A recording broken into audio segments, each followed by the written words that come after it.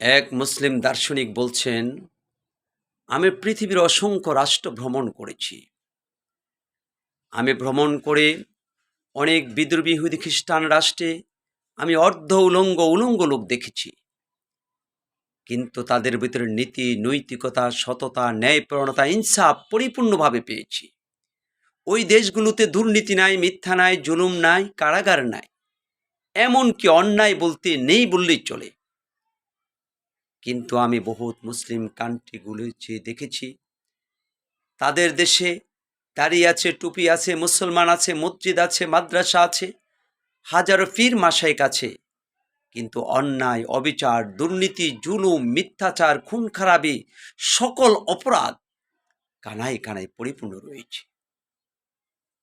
তাহলে অথচ এই গুণান্বিত ছিলাম আমরা।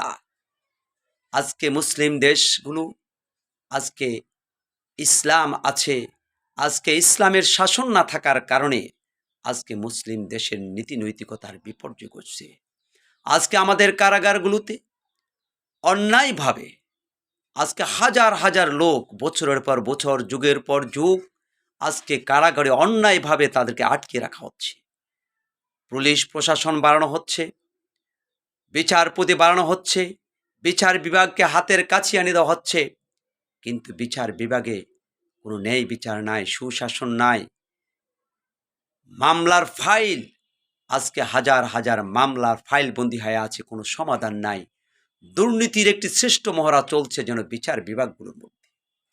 তাহলে আমরা মুসলিম কোথায়? আমরাই তো ছিলাম সত্যের সাক্ষ্য, আমরাই তো ছিলাম মানবতার এই পৃথিবীর একমাত্র বন্ধু।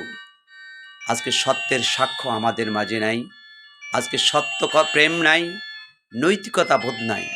আজকে মুসলিম দেশগুলো মিথ্যার সাক্ষ্য, মুসলমানেরা আজকে দুর্নীতি, অন্যায়, জুলুমের সাক্ষ্য। প্রিয় ভাইরা আমার, আমাদেরকে অনুধাবন করতে হবে, আমরা কেন নিজেদের ঐতিহ্যকে আমরা হারিয়ে ফেলেছি? আমরা কেন নিজেদের নীতি নৈতিকতা আদর্শ থেকে এমন দূরে সরে গিয়েছি? আমরা শুধু মুসলিম দাবি করি কি আমরা পরকালে নাজাত পাবো?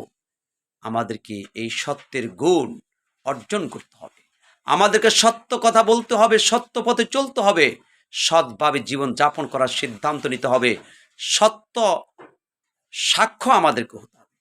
আজকে মুসলমানদের জীবন কর্ম এখন আর সত্যের সাক্ষ্য নেই, মিথ্যার সাক্ষ্য। আমরা মুসলমানেরা